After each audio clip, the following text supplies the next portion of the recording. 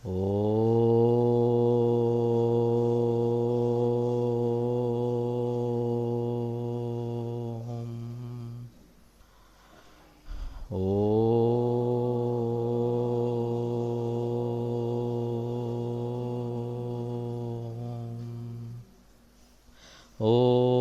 सहनाववतु सहनौ भुनक्तु सह वीर्यं करवावहै तेजस्विनावधीतमस्तु मा विद्विषावहै। ॐ शान्ति शान्ति शान्तिः। सदाशिवसमारम्भां शङ्कराचार्यमध्यमाम् अस्मदाचार्यपर्यन्तां वन्दे गुरुपरम्परां। श्रुतिस्मृतिपुराणानाम् आलयं करुणालयं नमामि भगवत्पाद शङ्करं लोकशङ्करं। शङ्करं शङ्कराचार्यं केशवं बादरायणं सूत्रभाष्यकृतौ वन्दे भगवन्तौ पुनः पुनः। ईश्वरो गुरुरात्मेति मूर्तिभेदविभागिने व्योमवद्व्याप्तदेहाय दक्षिणामूर्तये नमः। समस्तजनकल्याणे निरतं करुणामयं नमामि चिन्मयं देवं सद्गुरुं ब्रह्मविद्वरं। मूकं करोति वाचालं लङ्घयते गिरिं यत्कृपातमहं वन्दे परमानन्दमाधवं परमानन्दमाधवम्।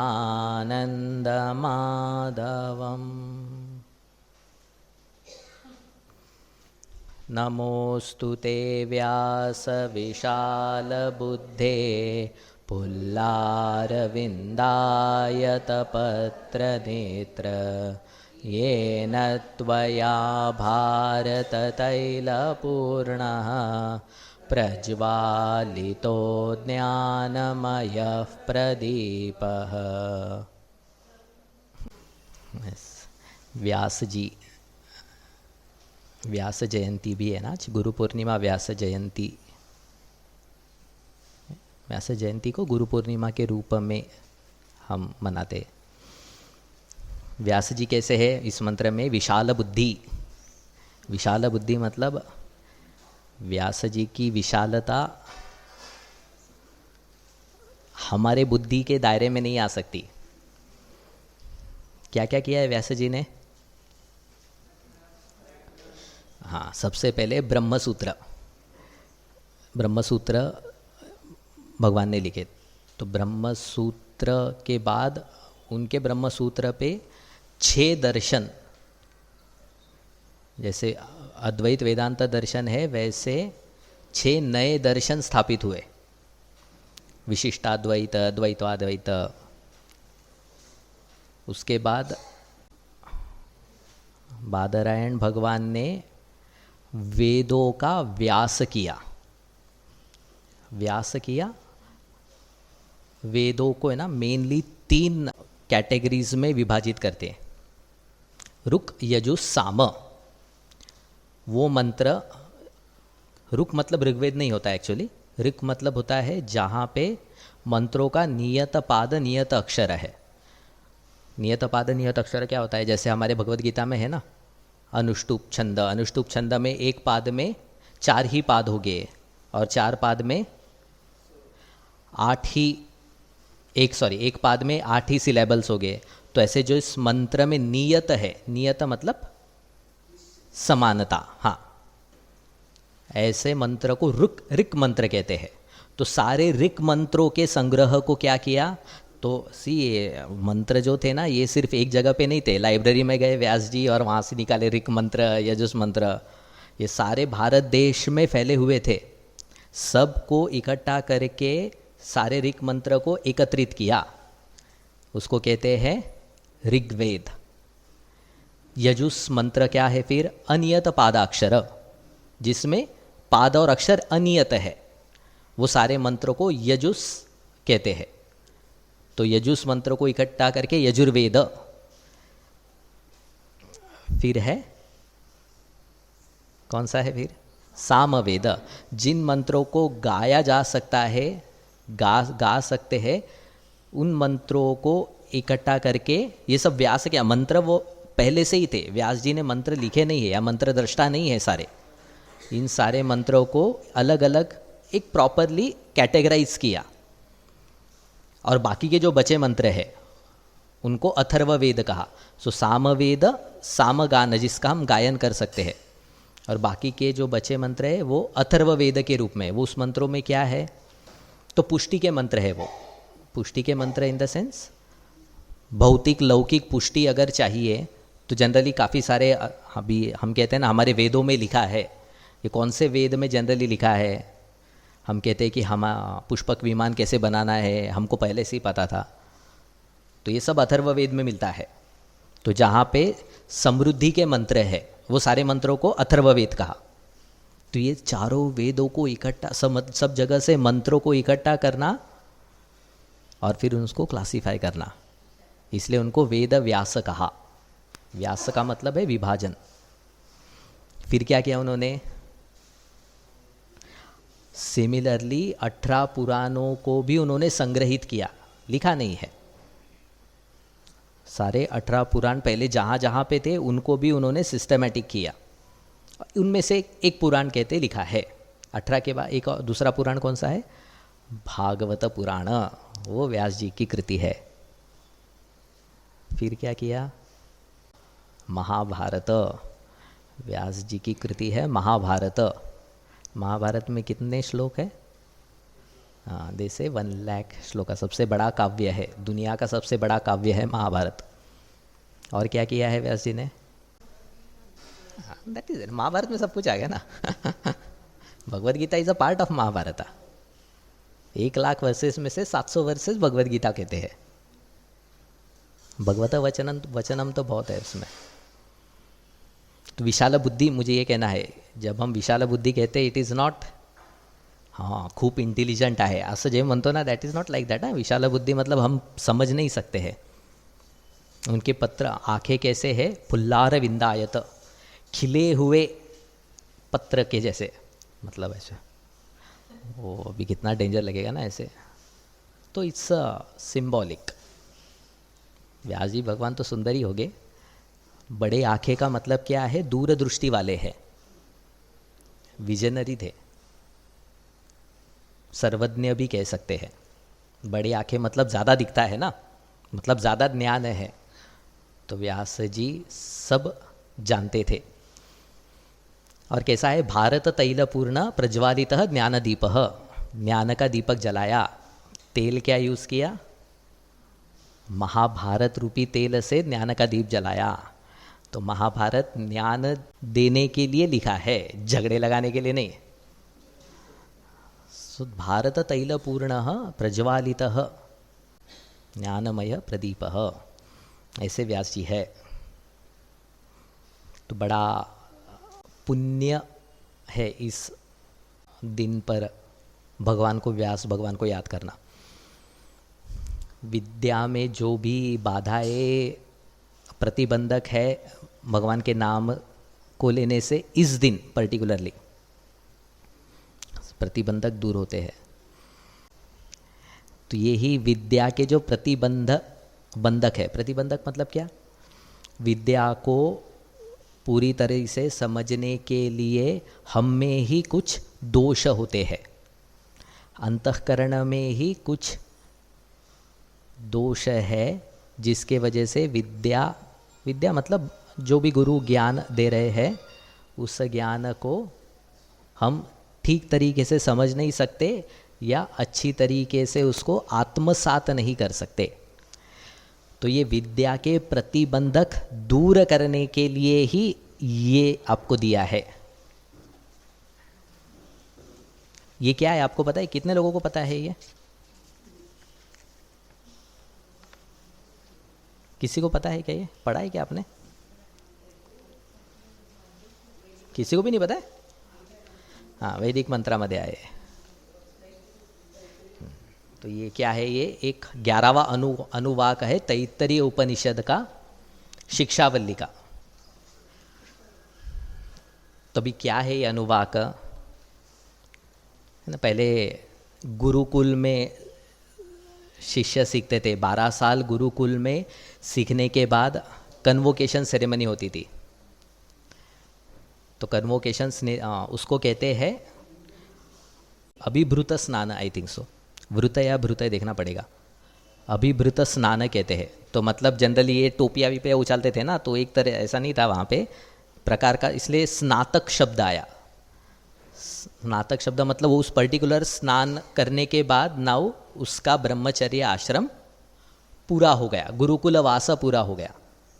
उस स्नान से ही वो स्नातक कहलाता है। स्नातक मतलब ग्रेजुएट ना, है ना? अभी ग्रेजुएट अर्थ है ना उसका। हाँ, तो गुरुकुल से ग्रेजुएट हो गया वो, तो पर्टिकुलर स्नान करने से। तो जब वो स्नातक हो जाता है और अभी ब्रह्मचर्य आश्रम से शिष्य, हाँ, ब्रह्मचर्य आश्रम से अभी वो समाज में जब जाता है, तब गुरु उसको ये उपदेश देते हैं।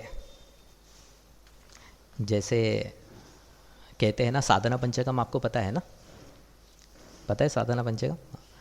तो साधना पंचकम कहते हैं भगवान शंकराचार्य जी का आखिरी ग्रंथ है, ऐसा कहते हैं।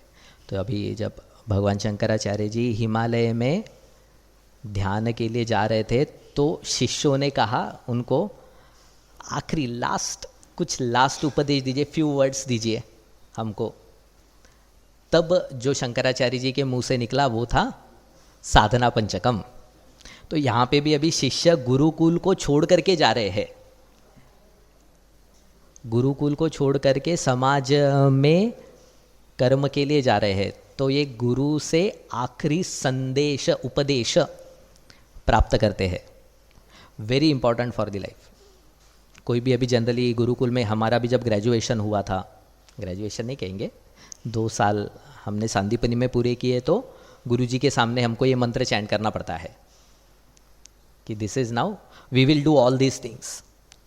मतलब ये जो मंत्र है ये सब इस तरह से समाज में रहना चाहिए। क्यों ऐसा रहना है? ये मंत्र ऐसा रह करके क्या मिलेगा?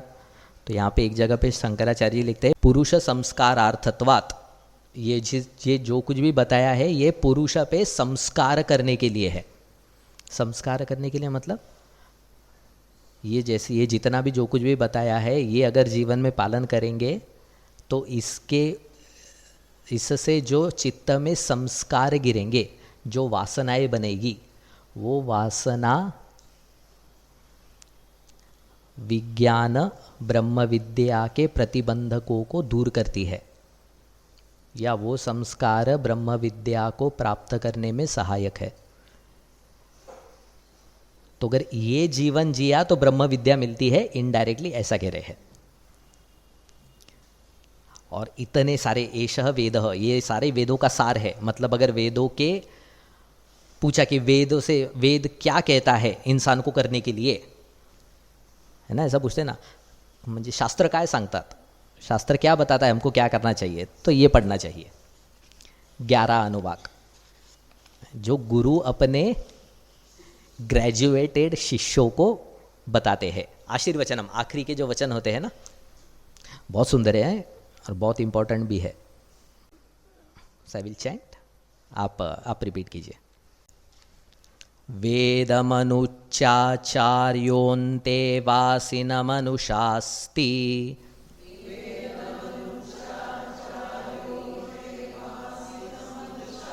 वेदमनुच्च आचार्योन्ते वासिनम् अनुशास्ति सत्यं वद धर्मं चर स्वाध्यायान्मा प्रमदः स्वाध्यायान्मा प्रमदः आचार्याय प्रियं धनम् आहृत्य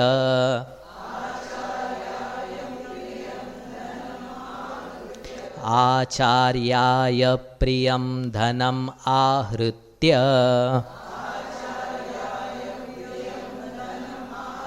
प्रजातन्तुं मा व्यवच्छेत्सीः प्रजातन्तुं मा व्यवच्छेत्सीः सत्यान्न प्रमदितव्यम् धर्मान्न प्रमदितव्यम् कुशलान्न प्रमदितव्यम् भूत्यै न प्रमदितव्यम् स्वाध्याय प्रवचनाभ्यां न प्रमदितव्यम्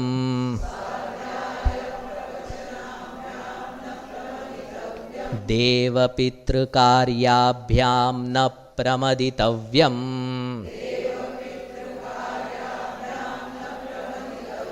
मातृदेवो भव पितृदेवो भव आचार्यदेवो भव अतिथिदेवो भव यान्यनवद्यानि कर्माणि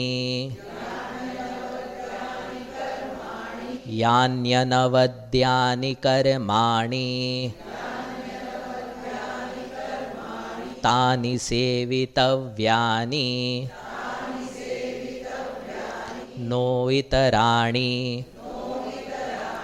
यान्यस्माकं सुचरितानि यान्यस्माकं सुचरितानि तानि त्वयोपास्यानि नो इतराणि ये के चास्मच्छ्रेयागंसो ब्राह्मणाः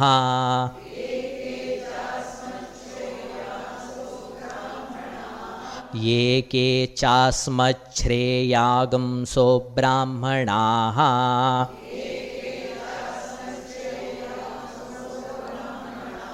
तेषां त्वयासनेन प्रश्वसितव्यम्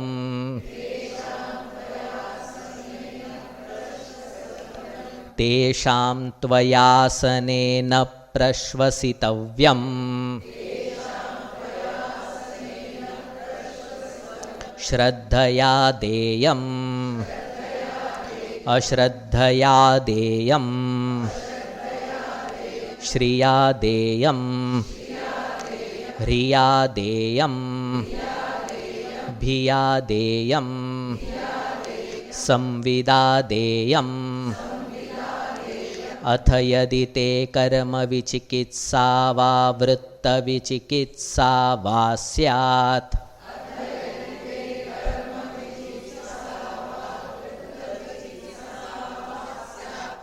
अथ यदि ते कर्मविचिकित्सा वा वृत्तविचिकित्सा वा स्यात्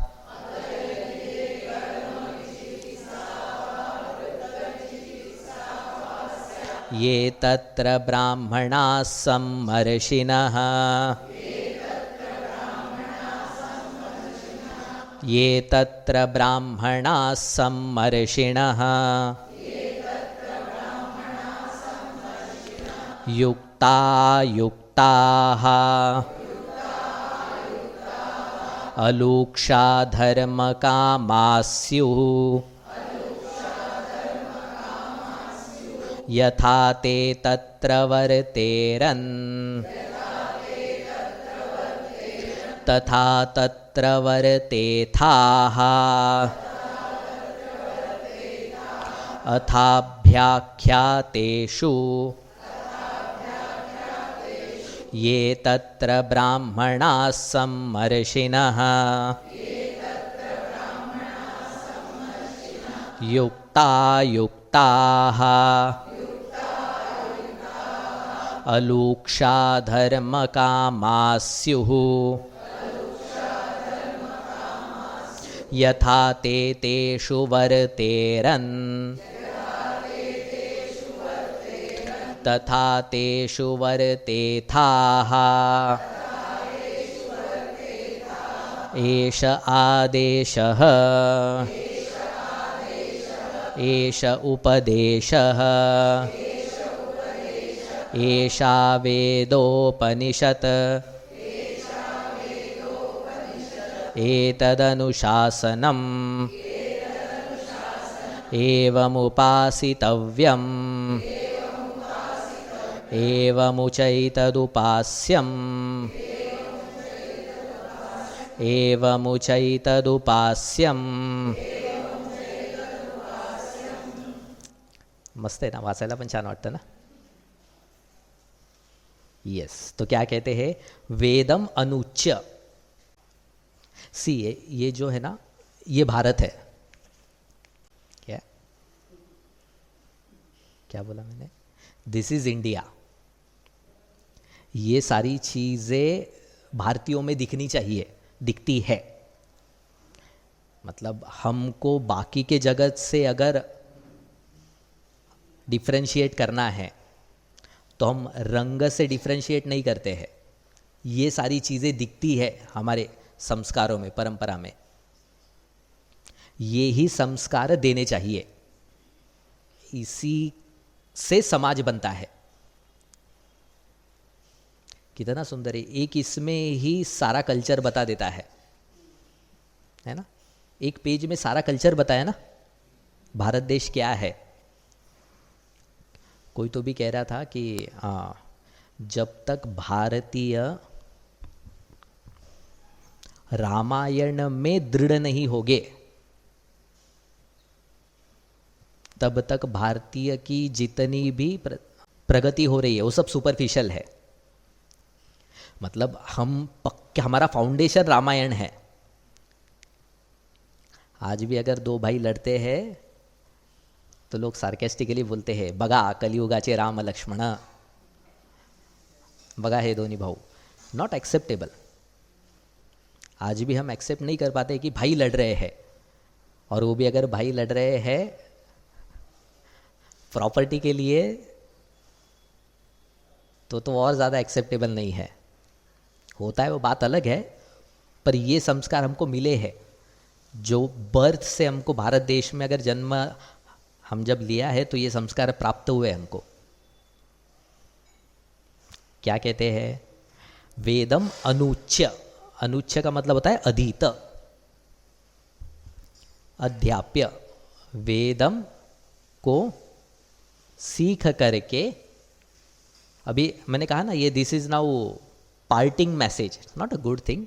कोई गुरु से पार्ट नहीं होता है, बट गुरु जब अभी शिष्य को इजाज़त दे रहे हैं कि आप जाइए और एक अच्छे सिटीज़न बनिए, तो अच्छे सिटीज़न बनने के लिए क्या है, तो ये उपदेश है. तो कैसा कहते हैं कि ये जब शिष्य गुरुकुल में 12 साल रह करके इन्होंने वेद सीखा, और वेद के साथ इन्होंने धर्म मीमांसा भी सीखी है. धर्म मीमांसा क्या होता है?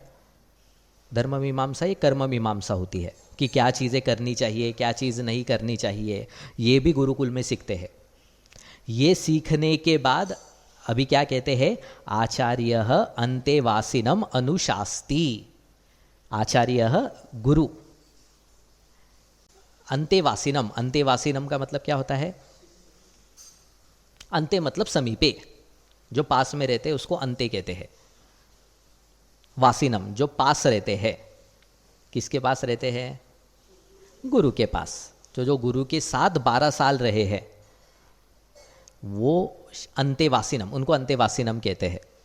जो गुरु के साथ 12 साल पढ़ कर के अभी जा रहे हैं उनको अनुशास्ति, क्या कहते हैं? अनुशास्ति। अनुशास्ति का मतलब क्या है? उपदेश दे रहे हैं। इन चीज़ों के शासन में रहिए, ऐसा कहते हैं। क्या चीज़ें हैं वो? तो अभी यहाँ से उपदेश शुरू होता है ना। सत्यम वद। सत्यम का अर्थ क्या है? सत्यम वद यथा प्रमाणावगतम वक्तव्यम तद्वत। जो प्रमाण से जाना है, जो मैंने देखा है वो ही बोलना चाहिए, पहला क्राइटेरिया। और वक्तव्यम, अगर वो बोलने की ज़रूरत है तो बोलना है, उसको कहते हैं सत्य। दो चीज़ें सत्यम वद में मतलब क्या है? जो मुझे मालूम है उसको वैसे के वैसे बोलना। और वैसे के वैसे बोलना कब? मतलब जो पता तो बहुत सारी चीज़ें चलती है, जा रहा हूँ मैं रस्ते पे और फिर अहो तुम्हाला माहिती आहे का त्यांनी काय केलं, प्रमाणावगतम है ना, ये पता तो है मुझे, ये तो सत्य ही हुआ ना। अनिल साले वो एक ऐसे ही एक फ़ोटो दिखाया था जहाँ पे 4 लोग रेलवे क्रॉसिंग जो रहते हैं ना, 2 रेलवे पटरियाँ क्रॉस होती है, उसके बीच में सेंटर में खड़े रह करके गप्पा मार रहे हैं। तो गप्पा मारना गलत नहीं है, पर वक्तव्यम, सत्यम किसको कहा है? जो बोलने की हाँ ज़रूरत है, आवश्यकता है, उसको सत्यम शब्द कहा है। यथा प्रमाण अवगतम, जैसे मालूम पड़ा वो बोलना चाहिए। और वक्तव्यम, अगर बोलने की ज़रूरत है तो बोलना चाहिए।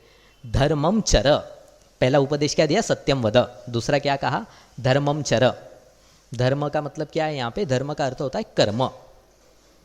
तो जो शास्त्र में कर्म बताए हैं, अग्निहोत्रादि, श्रौत स्मार्त कर्म जो है, इष्ट कर्म, पूर्त कर्म, संध्या वंदन आदि जो कर्म है, तर्पणम आदि जो कर्म है, वो सारे कर्म करने चाहिए।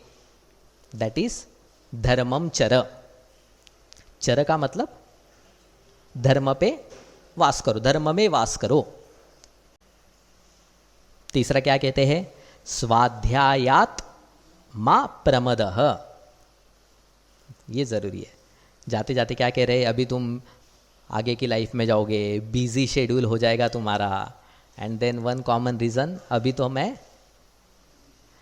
काम कर रहा हूँ, जॉब पे लग गया हूँ, तो आता वेळ नाही आहे. वेळ कधी असतो मग? तुम्हाला वेळ आहे का?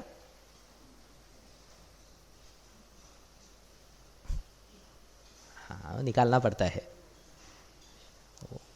समय किसी के पास भी नहीं होता है, समय निकालना पड़ता है। तो स्वाध्यायान माँ प्रमद। प्रमद मतलब, प्रमद का अर्थ होता है केयरलेसनेस। केयरलेसनेस को क्या कहेंगे? निष्काळजीपना। प्रमाद का मतलब होता है कि इसको एकदम कैजुअली मत लो। स्वाध्यायात माँ प्रमद। स्वाध्याय का मतलब क्या है? टेक्निकली स्वाध्याय का अर्थ है पारायण, पर हमारे लिए स्वाध्याय का अर्थ है वेदांत अध्ययन, शास्त्राध्ययन। कुछ भी पढ़ो, चैंटिंग भी हो, चैंटिंग भी अर्थ है और अध्ययन भी अर्थ है। तो आप जो पूजा पाठ कहते हैं ना हम, तो पठन भी स्वाध्याय है। उस समय प्रमाद नहीं करना चाहिए। आज पाऊस खूप जोरात येतो आहे, भजा बनवायलाच अर्धा तास जास्त चालला गेला, आता पठनला किती 15 मिनटंच राहिले आहे। दैट इज प्रमाद। मतलब ये चीज करना है तो करना है, दैट इज न प्रमदः।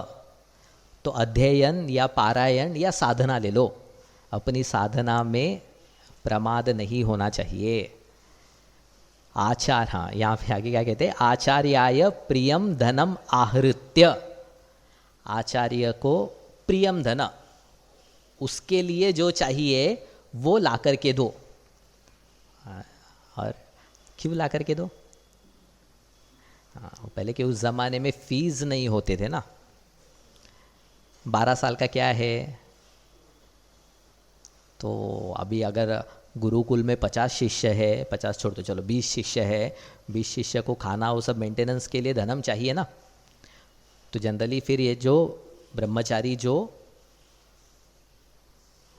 अभी क्या है, स्नातक होते थे, गुरुकुल वास से जब बाहर जाते थे तो वो राजा के पास जाते थे, और फिर राजा से धनम मांग करके वह धन पहले के ज़माने में आचार्य को ला करके देते थे। तो प्रियम धनम का मतलब क्या है? वो धन जो आचार्य के लिए यूजफुल हो, उसको धन कहा है। स्वामी जी जनरली कहते हैं कि अभी ये जो पहले के इसमें ब्रह्मचर्य आश्रम के बाद मैक्सिमम 1 साल होता था व्यक्ति को, और 1 साल के बाद then he will go to गृहस्थाश्रम। ज़्यादा ऐसा बहुत बड़ी गैप नहीं देते थे। तो वो ये 1 साल में जाने के बाद वो अभी धन कमाना शुरू कर देगा ना, तो उस 1 साल में धन ला करके दो, क्योंकि बाद में जब तुम्हारा परिवार स्टार्ट हो जाएगा ना, then it will be difficult for you to give. तो धनम आहृत्य मतलब वो चीज़ें ला करके दो जो आचार्य को गुरुकुल चलाने के लिए उपयोगी है। तो आचार्याय प्रियम धनम आहृत्य, तो भी गुरु कह रहे हैं कि ये तुम्हारा जनरली 3 ऋण कहते हैं, देवऋण, पितृऋण और ऋषि ऋण कहते हैं। सो ये देवऋण जो होता है ये उपासना आदि से जाता है, जब आदित्य आदि को हम तर्पणम करते हैं। तो पितृऋण, पितर आदि का श्राद्ध करने से, तर्पणम आदि पितरों को तर्पणम आदि करने से पितृऋण से मुक्त होते हैं। पितृऋण से मुक्त होते हैं संतान को भी उत्पन्न करके, क्योंकि वो संतान फिर पितरों का श्राद्धादि कर्म करेंगे। और तीसरा है ऋषि ऋण, ये जो विद्या से, यहाँ पे शंकराचार्य जी लिखते हैं आनीय दत्वा विद्या निष्क्रियार्थम, मतलब ये जो विद्या का ऋण गुरु से मुझे मिला है, विद्या का ऋण बना, गुरु ने मुझे दिया है, तो इस ऋण को चुकाने के लिए आचार्य को, इसलिए हम कहते हैं ना गुरु दक्षिणा। ये गुरु दक्षिणा क्या है? यही है कि विद्या ऋण से मुक्त होने के लिए ये धनम की, आचार्य ही कहता है कि धन ला करके दो। और आचार्य definitely it is not for selfish purpose. So आचार्याय प्रियम धनम आहृत्य, फिर आगे क्या कहते हैं? प्रजातंतु माँ व्यवच्छेदसी ही, प्रजातंतु को काटो मत। प्रजातंतु क्या होता है? तंतु का मतलब होता है थ्रेड, धागा ना। प्रजा, संतति, संतति किसे कहते हैं? जो सतत है ना। मतलब अभी वंश संतति क्या है? अभी एक वंश का है तो उसके वंश में जो पुत्र उत्पन्न होगा, उसके वंश में जो पुत्र उत्पन्न होगा, तो वंश की सातत्य बनी है, तो इसलिए उसको संतति कहते हैं। तो गुरु क्या कह रहे हैं? प्रजातंतु माँ व्यवच्छेदसी, मतलब शादी करो। शंकराचार्य लिखते हैं आचार्येण अनुज्ञातः अनुरूप दारान आहृत्य, आचार्य से परमिशन लेकर के फिर शादी करो, और शादी करके पुत्र की प्राप्ति होनी चाहिए। इसके पहले के अध्याय में कहते हैं, इंटरेस्टिंग है सब, दीज आर ऑल मोस्टली कर्म भाग, तो उसमें कहते हैं कि ये भी कर्तव्य होता है कि पुत्र का पुत्र भी होना चाहिए, that is also the responsibility. इसलिए हमारे समाज में दिखता है ना, जनरली लोग क्या कहते हैं, मुलाचं लग्न झालं की माझं, मुला मुलीचं जे काही लग्न झालं की माझं कर्तव्य पूर्ण झालं. तर मुलाचं पण लग्न करायचं कर्तव्य कोणी सांगितलं? This is what it is. It comes from Veda ना. कहाँ से, तो भी स्रोत कहाँ से है? वेद का स्रोत है कि प्रजातंतुम कहते हैं कि अपने पुत्र को भी पुत्र होने की जिम्मेदारी तुम्हारी है. मतलब वो प्रजातंतु फिर बना रहता है. तो क्या कह रहे हैं यहाँ पे? प्रजातंतु को काटो मत, प्रजातंतु माँ व्यवच्छेदसी ही. फिर क्या कहते हैं? सत्यात न प्रमदितव्यम, सत्य से प्रमाद मत करो.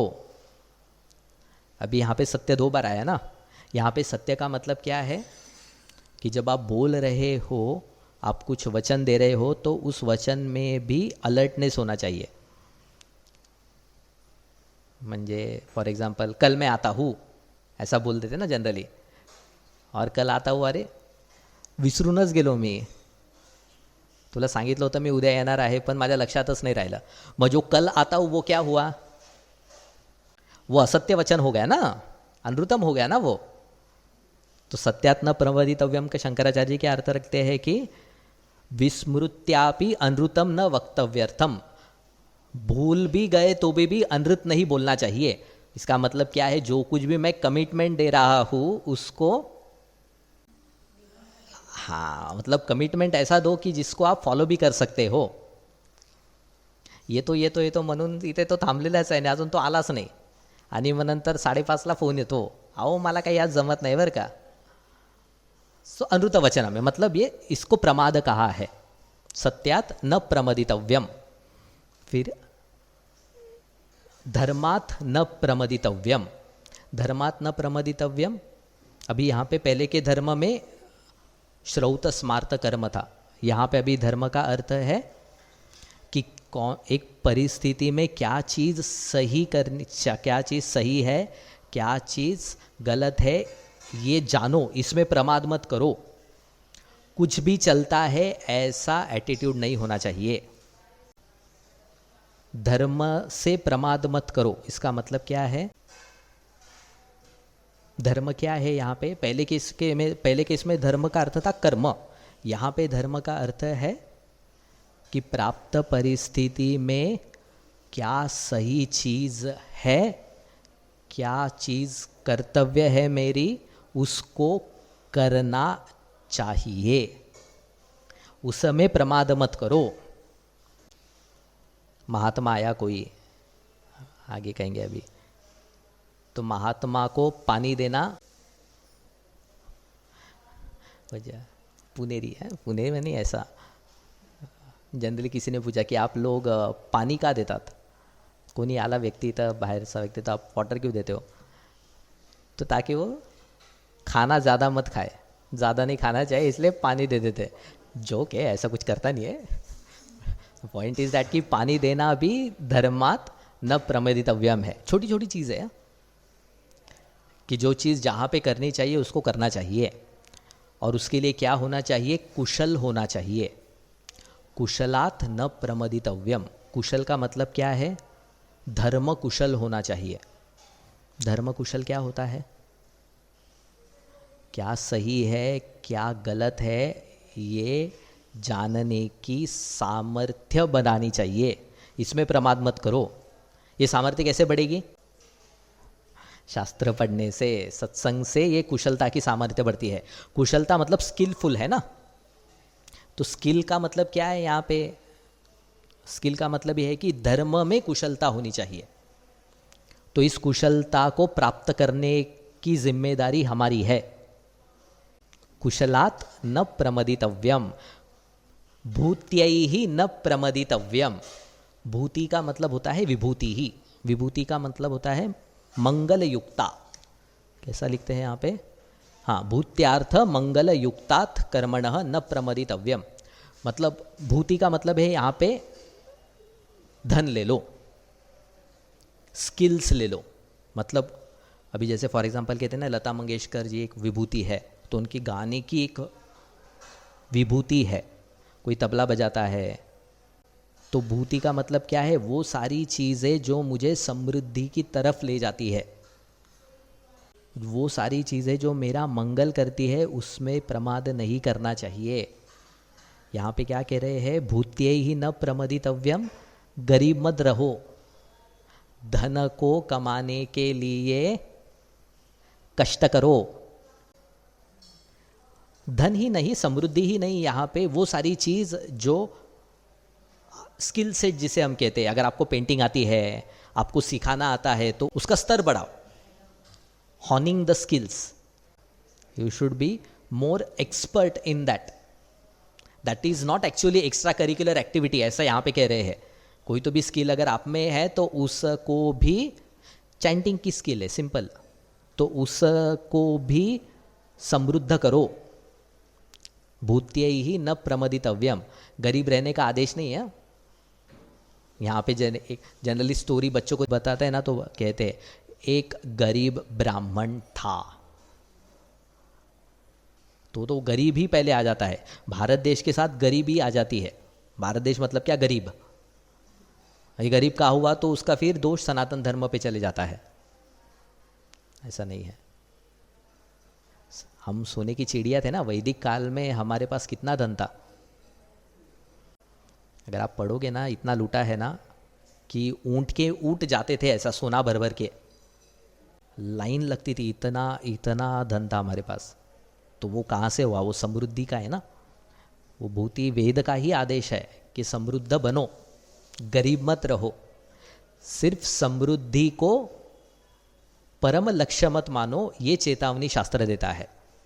पर गरीब रहने का कभी भी शास्त्र क्या कहता है? समर्थन नहीं करेगा। सो भूत्यै ही न प्रमदितव्यम, स्वाध्याय प्रवचनाभ्याम न प्रमदितव्यम। अध्ययन करो और अध्यापन भी करो। अगर कुछ सीखे हो तो उसको सिखाओ भी। म्हणजे काय करायचं? वी हैव ना दिस प्लेटफॉर्म, आप स्टडी क्लास ले सकते हो, बालविहार ले सकते हो, ठीक है। नहीं लेना है तो एटलीस्ट अपने नॉन लोग जो है परिवार में है उनको बताइए। पर यह भी हमारा कर्तव्य है कि जो मैंने सीखा है वो एटलीस्ट किसी को तो बांटना चाहिए।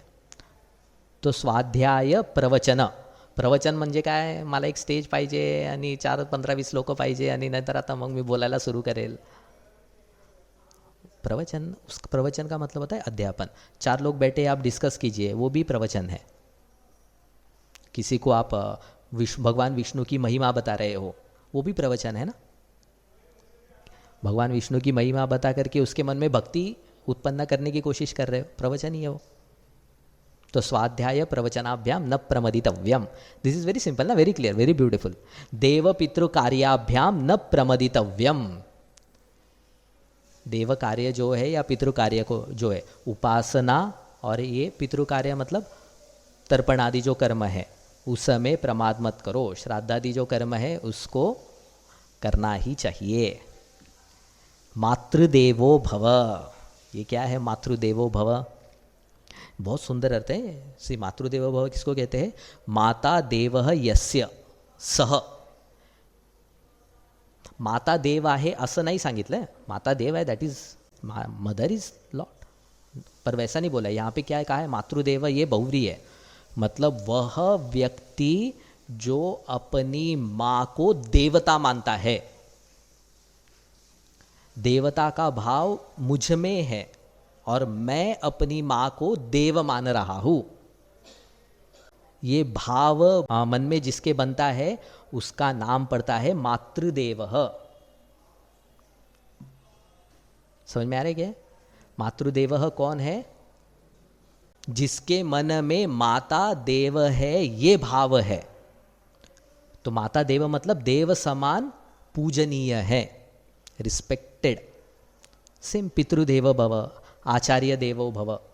वह व्यक्ति आचार्य देव भव है जिसके मन में आचार्य के प्रति देवता समान, इष्ट देवता के समान आदर है, पूज्य भाव है। पितृदेव भव, सो माता पिता आचार्य और अतिथि। ऑब्वियसली अतिथि आले, नका म्हणू असं, अतिथि अतिथी देवो भव। जनरली टेक्निकली अतिथी म्हणजे जे घरी आले ते सगळे अतिथी असतात असं नाही आहे। टेक्निकली अतिथि का अर्थ है सन्यासी। पहले के ज़माने में परिव्राजक सन्यासी थे, तो वो कहाँ पे भी 2-2, 3-3 दिन ही एक जगह पे रहते थे। तो जहाँ पे जाएंगे भिक्षा के लिए जाएंगे, तो वो अतिथि है। पर इसको भी गौण अर्थ में कोई भी घर में आए तो उसको भी अतिथि कह सकते। दिखता है ना ये, कुछ लोग कहते हैं कि घर में अतिथि आते हैं तो उनको खाए बिना छोड़ते नहीं है, उनका पेट भरा है तो भी थोड़ा सा तो कुछ देंगे। कितना ब्यूटीफुल कल्चर है ना। और अगर कोई छोटा बच्चा आया है तो उसके हाथ में कुछ पैसे देकर के लिए भेजते हैं, ले तेरे को चॉकलेट के लिए। अतिथि देवो भव। फिर क्या है? हाँ, दिस इज वेरी ब्यूटीफुल। यानी अनवद्यानि कर्माणि। सी, हमारे आचार्य गुरु भी कैसे थे? यानी अनवद्यानि कर्माणि। अनवद्यानि मतलब जो निंदनीय कर्म नहीं है, जो कर्म समाज में पूज्य है, स्वीकार किए गए हैं, तानि सेवितव्यानि, उन कर्मों को फॉलो करो। किसके कर्म है ये? कैसे लिखते हैं देखो यहाँ पे, अनवद्यानि अनिंदितानि शिष्टाचार लक्षणानि कर्माणि। शिष्टाचार लक्षणानि, शिष्टाचार जो बड़े लोग हैं हमारे, जो गुरु है, जो शिष्ट लोग हैं, उनके जो अनिंदनीय कर्म है, उन अनिंदनीय कर्मों को ग्रहण करो, उनको कर्तव्य समझ करके करना चाहिए। कर्माणि तानि सेवितव्यानि कर्तव्यानि त्वया नो इतराणि। क्या कहते हैं? यानी अनवद्यानि कर्माणि तानि सेवितव्यानि नो इतराणि। मतलब सी आचार्य जो है, जो तैत्तरीय उपनिषद के जो गुरु है, वो क्या कह रहे हैं? तुम मेरे साथ 12 साल रहे हो, पर अगर तुमको मुझ में कोई अनिंदनीय कर्म दिखते हैं, उन निंदनीय कर्मों को न सेवितव्यानी, उन निंदनीय कर्मों को तुम कर, माझे आचार्य करत होते म्हणून मी पण तसं करतोय, ये लॉजिक नहीं चलता है। न इतरानी का मतलब क्या है? निंदनीय कर्माणि न सेवितव्यानी। कौन ऐसा बोल सकता है? जो गुरु है, जो आचार्य है, वो भी कह रहे हैं कि क्योंकि मन राजसिक सात्विक तामसिक त्रिगुण से बना है, तो मेरा मन भी कभी तामसिक होगा, मेरा मन भी कभी राजसिक होगा, तो मैं वो भी कर्म कर सकता हूँ जो समाज को स्वीकार नहीं है। तो तुमने देखा भी होगा मुझे वो कर्म करते हुए, पर वो कर्म तुम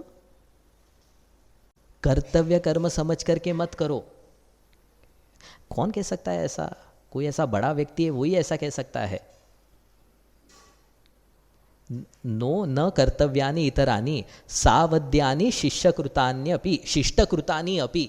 शंकराचार्य जी कैसे लिखते हैं? शिष्टकृतानि अपि मतलब बड़े बड़े लोगों ने भी अगर कर्म सही नहीं किए हैं तो उसका सेवन, उसको कर्तव्य समझ करके नहीं करना चाहिए। पूरी भगवत गीता बताने के बाद भी अर्जुन को क्या कहा? यथेच्छसि तथा कुरु। यथेच्छसि तथा कुरु बोला ना, तो यथेच्छसि तथा कुरु मतलब इतना बताने के बाद भी गुरु क्या करता है? विवेक उत्पन्न करके शिष्य के बुद्धी पे छोड़ दिया। आता तू ऐकलेले 600 वर्सेस ऐकलेले, आता तुला काय करायचं ते कर। तुम मेरे साथ 12 साल रहे हो, और 12 साल रहने के बाद तुम्हारी बुद्धि में अभी विवेक उत्पन्न होना चाहिए कि क्या सही है क्या गलत है। तो अगर तुमको लगता है कि हाँ गुरु के ये कर्म सही नहीं है, छोड़ दो। न सेवितव्यानि, this is what it is. नो इतरानि यानी अस्माकं सुचरितानि तानि त्वया उपास्यानि न इतरानि। अभी सिर्फ मैं अपने गुरु का ही देखता हूँ, ऐसा नहीं है। अस्माकं सुचरितानि, हम जैसे दूसरे भी बड़े लोग जो होंगे, हम जैसे शिष्ट लोग जो माता पिता ले लो, या फिर ऐसे दूसरे गुरुजन जो होंगे, उनके जो सुचरितानी है, सुचरितानी उन्होंने जो शिष्ट कर्म अच्छे कर्म किए हैं, तानी त्वया उपास्यानि, उनके भी तुम अच्छे कर्मों को स्वीकार करो।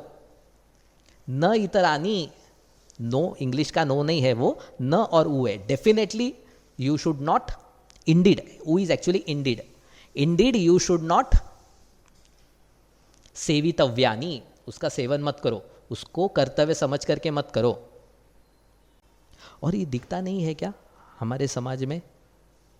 कहते थे ना, जैसे फॉर एग्जाम्पल स्वामी समर्थ महाराज बहुत ऐसे रागीट स्वभाव के थे, आई थिंक सो, यस, एकदम, और सामने से डर जाता था व्यक्ति। तभी अगर उनके शिष्य जो होंगे तो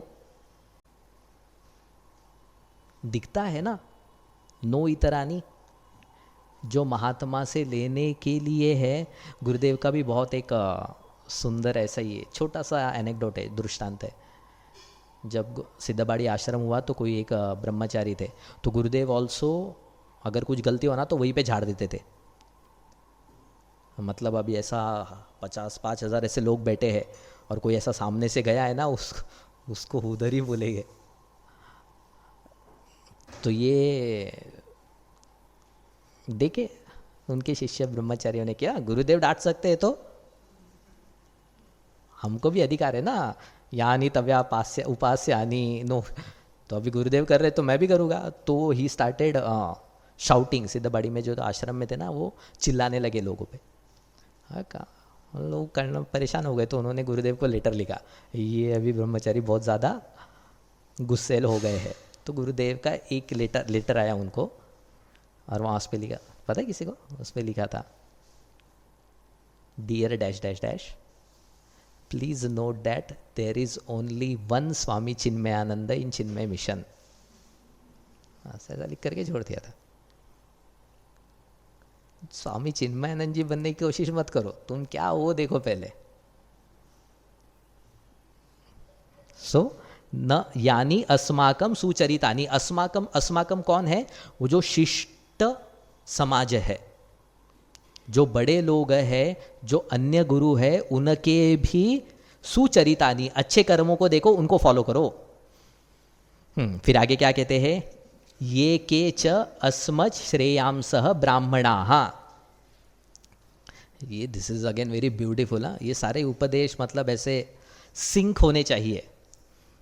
ये के च अस्मत् श्रेयांसः ब्राह्मणाः तेषां त्वया आसनेन प्रश्वसितव्यम। क्या कहते हैं, ये के विशेषिता आचार्यत्वादि धर्मैः अस्मत्तः श्रेयांसः प्रशस्यतराः ते ब्राह्मणाः। ब्राह्मणा मतलब कौन है, प्रतिष्ठित व्यक्ति है, जो जिनको समाज में आदर है, जिनको समाज देखता है। अर्जुन को भी कहा था ना, क्या कहा था, यद्यद आचरति श्रेष्ठ, अर्जुन को भी जो श्रेष्ठ कहा था। तो ये श्रेष्ठ लोग हैं, उनको ब्राह्मणा कहा है। श्रेयांस, श्रेयांस मतलब प्रशस्यतर। प्रशस्यतर का अर्थ वही है कि वे लोग जो समाज में पूजनीय हैं, समाज में जिनका नाम है, वो सारे जो लोग हैं, अगर वो लोग ऐसे महात्मा आते हैं आपके पास, सो तेषां त्वया आसनेन प्रश्वसितव्यम। उन सारे लोगों को, सिर्फ मैं नहीं, गुरु अपने बारे में बात नहीं कर रहे, जितने भी बड़े लोग हैं उनको आसनेन प्रश्वसितव्यम। आसनेन मतलब आसन के द्वारा उनका प्रश्वसनम करो। प्रश्वसनम का मतलब क्या होता है, क्या लिखते हैं यहाँ पे, श्रमापनयः। श्रमापनयः आसनादि दे करके उनके श्रम को दूर करो, मतलब उनको विश्रांति दिया, मतलब उनका आदर करो। कोई आए है तो उनकी सेवा करो, इसी को कहते हैं गुरु शुश्रूषा। शुश्रूषा का मतलब क्या होता है, हाँ, जनरली इनडायरेक्टली मीनिंग शुश्रूषा का सेवा है। शुश्रूषा मतलब श्रोतुम इच्छा, सुनने की इच्छा है। अभी सुनने की इच्छा मतलब किससे सुनेंगे, ये ऐसे श्रेयाम प्रशस्य तरह ब्राह्मण जब व्यक्ति घर में आएंगे तो उनसे सुनेंगे ना। उनसे सुनने के लिए कब मिलेगा, जब वो फ्रेश, अभी घर में आए हैं ना तो फ्रेश होने चाहिए ना। हाँ अभी आसनस्थ म्हणजे बसून त्यांना नाही, आसनस्थचा काय अर्थ आहे की त्यांची सेवा करून पहिले त्यांचा सगळा थकवा बाहेर काढा आणि मग त्यांना विचारा तुम्ही रेडी आहात का। देख मैं कुछ घर में देखता हूँ, अभी कोई बहुत सारा ट्रैवल करके आया है, अच्छे भजन गाते हैं, अभी उनकी इच्छा है, नई इच्छा है, स्वामी जी एक भजन, वो फरमाइशी है जैसे।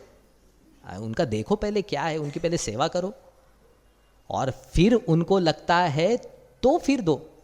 तो यहाँ पे क्या कहे, आसनेन प्रश्वसितव्यम मतलब क्या है, आसन एक सिंबॉलिक है, उनकी सेवा करो, उनको कंफर्टेबल बनाओ अपने घर में, उनका श्रम अपनय करो।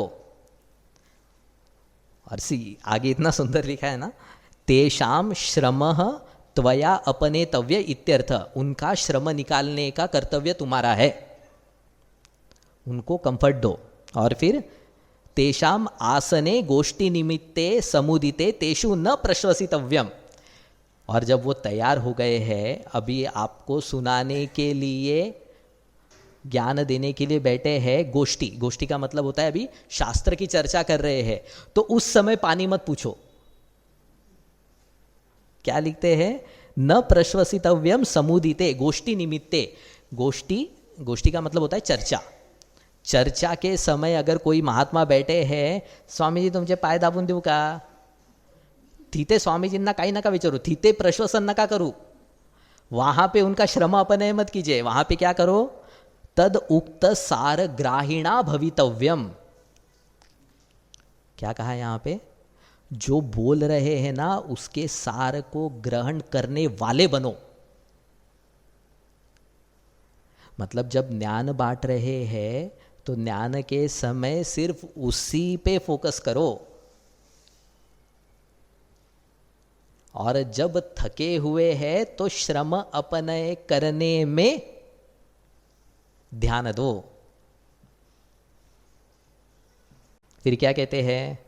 यहां पे हो गया तेषाम त्वया आसनेन प्रश्वसितव्यम। फिर क्या उपदेश देते हैं? श्रद्धया देयम। दान करो। अगर कुछ भी, दान मतलब सिर्फ धन नहीं होता है, एवरीथिंग समाज को दो। और अभी जो कुछ भी कर रहे हो उस समय श्रद्धा होनी चाहिए। अश्रद्धया अदेयम। मुझे पहले पता नहीं था ना, श्रद्धया देयम अश्रद्धया देयम, मुझे समझ में नहीं आ रहा था ऐसा कॉन्ट्राडिक्टरी कैसे बोल रहे हो। अश्रद्धया अदेयम रीइंफोर्स करते हैं कि श्रद्धा से दो, अश्रद्धा से मत दो। अगर नहीं देना है तो मत दो, पर अगर दे रहे हो तो श्रद्धा से दो। एक्चुअली स्वामी जी बता रहे थे कि वेद पे ना सायणाचार्य जी का भाष्य है। क्या विद्वान हो गए सायणाचार्य जी, चारों वेदों पे भाष्य लिख दिया है। तो सायणाचार्य जी के भाष्य में यहाँ पे वो कहते हैं एक जगह पे कि अश्रद्धा भी है ना तो भी दो, थोड़ा तरी पुण्य काहीतरी मिळेल, पुण्य कमी होऊन जाईल पण ॲटलिस्ट कुछ तो भी मिलेगा, उन्होंने इसमें लिखा। पर यहाँ पे श्रुति क्या कह रही है? अश्रद्धा से, अश्रद्धा है तो मत दो, श्रद्धा है तो दो। कैसे दो? श्रिया देयम। श्रिया, जितना हमारा सामर्थ्य है उतना देना चाहिए। रिया देयम। रिया का मतलब क्या है? री का मतलब होता है लज्जा। देते वक्त कितने का चेक चाहिए आपको बताइए। देते वक्त रिस्पेक्ट, ह्यूमिलिटी, आदर भाव होना चाहिए। भिया देयम, डर डर के देना चाहिए। डर डर के मतलब मन में एक डर होना चाहिए, मन में एक, जैसे इंग्लिश में कहते हैं ना, I am afraid that whether this will help you or not. When somebody does any work ना, देन ही सेज दैट ना, I am afraid, I don't know whether you will find this helpful. तो मतलब मन में एक भय होना चाहिए कि मुझे पता नहीं है कि मैं जो तुमको दे रहा हूँ वह तुम्हारे लिए पर्याप्त है क्या नहीं। पता नहीं इस मेरे देयम से, इस मेरे दान से तुम्हारी सच में सहायता होने वाली है क्या नहीं, ये भय होना चाहिए। डर डर के दो म्हणजे अब मेरा खाली हो जाएगा तो उसको दो तो मैं क्या करूँगा, ऐसा कुछ नहीं करता। आई थिंक मैंने हरिश्चंद्र जी के अलावा ऐसा कोई एग्जाम्पल नहीं देखा है। हो गए कुछ महात्मा जिन्हें सब कुछ दे दिया, बट जनरली मोस्टली लोग अपने हिसाब से ही देते। तो अपने हिसाब से देना उचित है, विभूति के हिसाब से देना चाहिए, पर कैसा देना चाहिए? उसमें रिस्पेक्ट होनी चाहिए, आदर होना चाहिए, और उसमें देने के पीछे एक मन में भाव होना चाहिए कि ये जो कुछ भी मैं दे रहा हूँ इस व्यक्ति की सहायता करे, इससे इसकी सहायता हो। भिया देयम, संविदा देयम। संविदा देयम मतलब जान करके दो। संविद का मतलब होता है ज्ञान, तो जान करके दो मतलब किसको दे रहे हो, पात्र कौन है, वो पता होना चाहिए, किसी को भी मत दो। संविदा देयम। फिर क्या कहते हैं? हाँ, दिस इज वेरी इंपॉर्टेंट। अथ यदि ते कर्म विचिकित्सा वा वृत्त विचिकित्सा वा स्यात्। क्या कहते हैं? अथ, अगर, यदि, तुमको, ते तव, तुमको कर्म विचिकित्सा है। विचिकित्सा का मतलब होता है संशय। क्या अर्थ किया यहाँ पे? अथ एवं वर्तमानस्य यदि कदाचित तव श्रौते स्मार्ते वा कर्मणि वृत्ते वा आचार्य लक्षणे विचिकित्सा संशयः स्यात्। मतलब कोई कर्म कर रहे हो वर्तमान में, अभी आप कोई कर्म करना चाहते हो, श्रौत कौन सा श्रौत कर्म करना चाहिए, कौन श्रौत मतलब होता है वेदोक्त कर्म, और स्मार्त कर्म होता है स्मृति उक्त कर्म। स्मृति ने जो बताया है वो स्मार्त कर्म कहते हैं, वेद जो बताता है उसे श्रौत कर्म कहते हैं। तो कौन सा कर्म करना चाहिए, क्या करना चाहिए, वृत्त कौन सी जीविका लेनी चाहिए, क्या काम करना चाहिए, अगर उसमें विचिकित्सा है, अगर उसमें संशय है, कुशलात नहीं हो रहा है, कुशल धर्म कुशल है ना, वो यहाँ पे बुद्धि नहीं चल रही है, आपको फैसला करते नहीं आ रहा है, तो क्या कहते हैं, ये तत्र ब्राह्मणाः सम्मर्षिणः। तत्र तत्र मतलब तस्मिन् देशे काले, आप जहाँ पे हो उस देश काल में जो ब्राह्मण है, ब्राह्मण का अर्थ अगेन प्रशस्तर लोग, बड़े जो लोग हैं उनको देखो, और क्या कहा, कैसे लोग हैं वो, सम्मर्षिणः। सम्मर्षिणः का अर्थ क्या किया, विचार क्षमाः, जो विचारशील है, जो अध्ययन करते रहते हैं, मनाने नहीं सांगत, जिन जो स्वाध्याय से कभी प्रमाद नहीं करते हैं, ऐसे लोग, युक्ताः, युक्ता का मतलब क्या किया, अभियुक्ता कर्मणि वृत्तेवा, those who are fully engaged in the society. मतलब यहां पे निवृत्त लोगों की बात नहीं कर रहे हैं। आपको अगर कर्म में परेशानी है, कर्म आपको पता नहीं है, तो ऐसे लोगों के पास जाओ जो अभी कर्म कर रहे हैं। ये समझ में आ रहा है क्या? 20 साल पहले 25 साल पहले कर्म करके हो गया, निवृत्त लोगों की बात नहीं कर रहे, they are in the world and they are doing it. ऐसे लोगों के पास जाओ और उनसे पूछिए कैसे है ये लोग, आयुक्ताः। आयुक्ता का मतलब क्या है, अपरप्रयुक्ताः, मतलब वो डिपेंडेंट नहीं है। ऐसे लोग के पास जाओ कि जो स्वतंत्र है, जो स्वयं से सजेशन दे सकते हैं। मतलब वो ऐसे लोग नहीं होने चाहिए कि ठीक है मैं किसी से पूछ करके बताता हूं, वो ही खुद कंफ्यूज्ड है।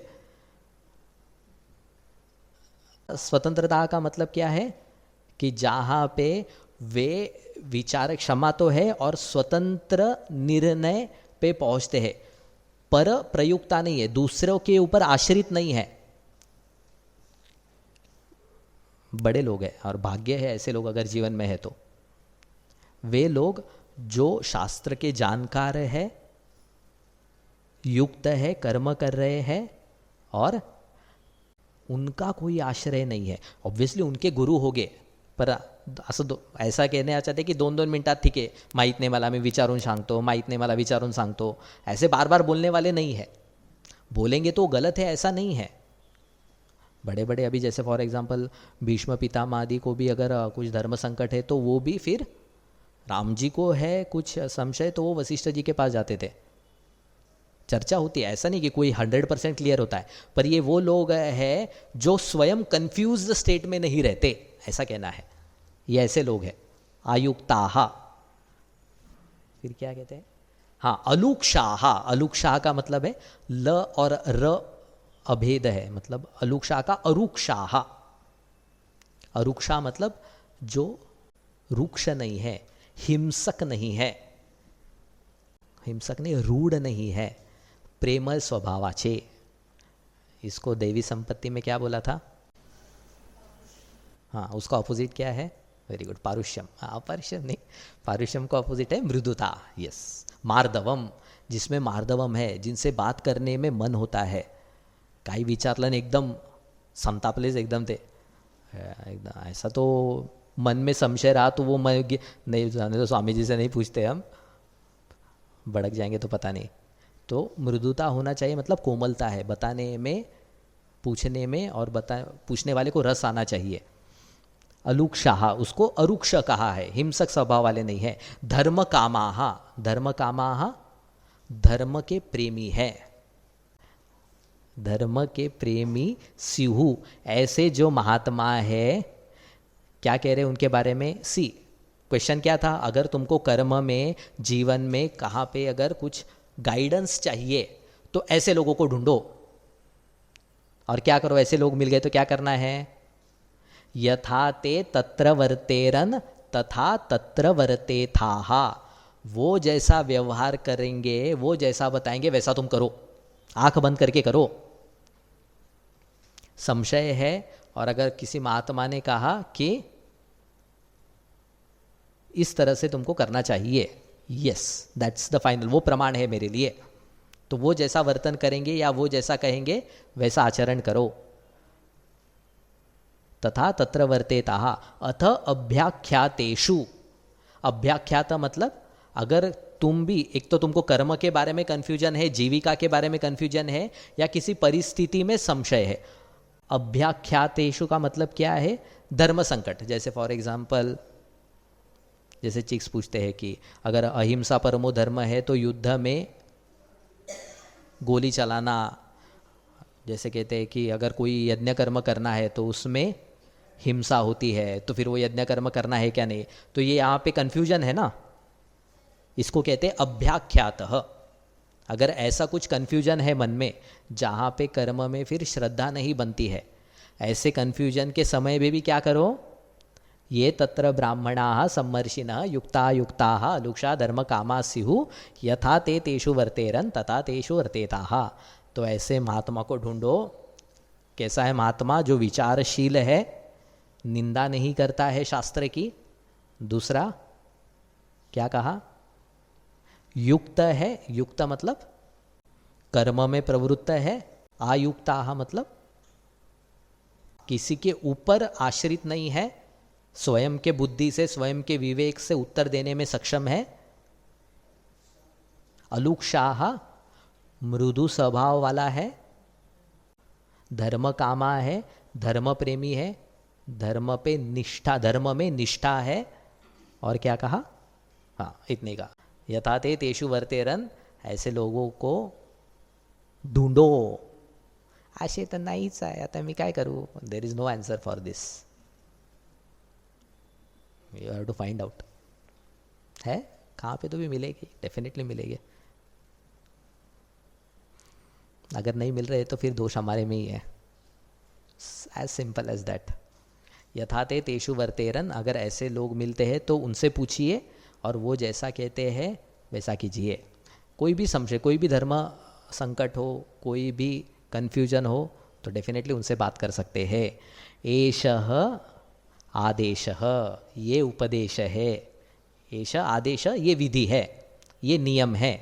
एष उपदेशः, इसको, इसके अनुशासन में रहो। एषा वेद उपनिषद, ये वेद उपनिषद मतलब, उपनिषद का मतलब है यहाँ पे रहस्य। ये रहस्य है, वेद का रहस्य है, वेद का सार है। ये 11वां मंत्र, 11वां अनुवाक। एषा वेदोपनिषद एतद अनुशासनम, इसके अनुशासन में रहना चाहिए। शंकराचार्य यहाँ पे लिखते हैं अनुशासन मतलब ये ईश्वर वचनम ही है।